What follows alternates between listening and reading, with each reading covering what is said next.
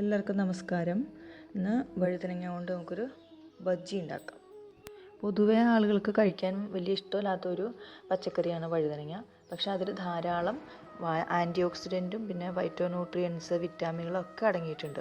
ഈ പച്ചക്കറിയിൽ അസ്ഥികളുടെ ശക്തി വർദ്ധിപ്പിക്കാൻ സഹായിക്കുന്ന കാൽസ്യം, മഗ്നീഷ്യം, പൊട്ടാസ്യം തുടങ്ങിയ പോഷകങ്ങൾ അടങ്ങിയിട്ടുണ്ട്. പിന്നെ വഴുതനങ്ങയിൽ ധാരാളം അയൺ കണ്ടൻ്റ് ഉണ്ട്. അത് ഹിമോഗ്ലോബിൻ്റെ അളവ് വർദ്ധിപ്പിക്കാൻ സഹായിക്കും.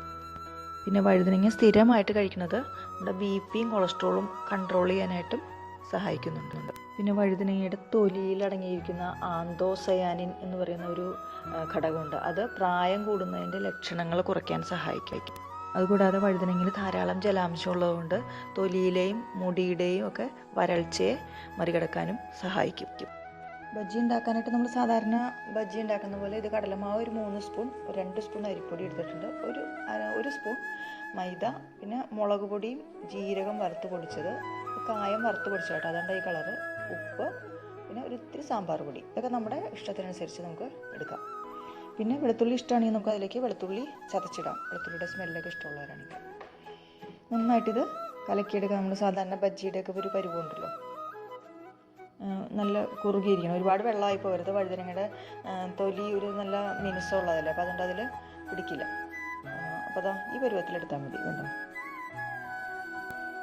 നമുക്ക് വഴുതനങ്ങ തിന്നായിട്ട് നുറുക്കിയെടുക്കാം. ഇതേപോലെ ഇത്രയും കട്ടി മതി.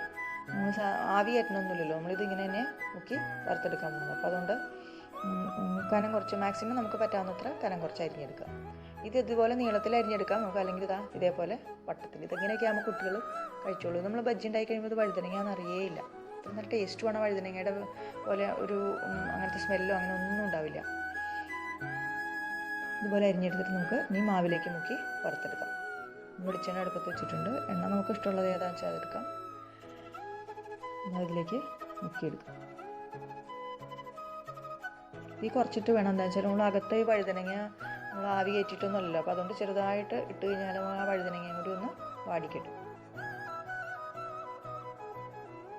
ഇത് നമ്മുടെ ബജ്ജി റെഡി ആയിട്ടുണ്ട്. നമുക്ക് ഇതുപോലെ എല്ലാം ഒന്ന് റെഡിയാക്കി എടുക്കാം.